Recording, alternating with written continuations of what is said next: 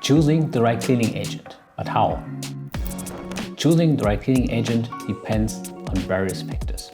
In this video, we want to highlight two very important questions you should ask yourself. First of all, what are you cleaning in terms of material, size, and configuration? Are you cleaning specific metals like iron, aluminium, or zinc, or are you cleaning plastics? What is the size of the parts? Are you cleaning big parts like this one? Or are you cleaning small parts like the ball pen here, which is a very tiny part?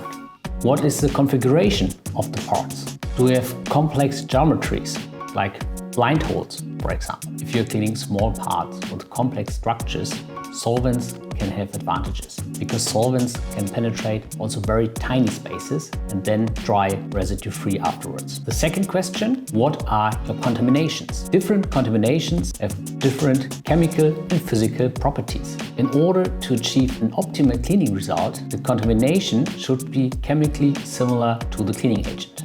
To demonstrate what we mean, here we're mixing some salt with water. Salt and water are chemically similar.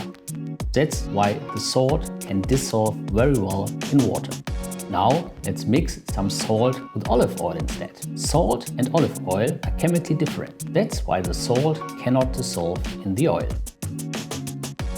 We have just illustrated the principle of effective cleaning. Equal dissolves equal. Like a key lock can only be opened by the right key. So you need to make sure that the cleaning agent matches the contamination. Only then the substance can be dissolved. Examples for polar contaminations are emulsions and salts, and these contaminations are ideally cleaned water-based. Non-polar contaminations like oils, waxes and greases can be better cleaned with solvent. Of course, there are many different factors that can influence your cleaning success. So in our next video, we will highlight 4 important elements that can influence your cleaning result. So don't forget to tune in.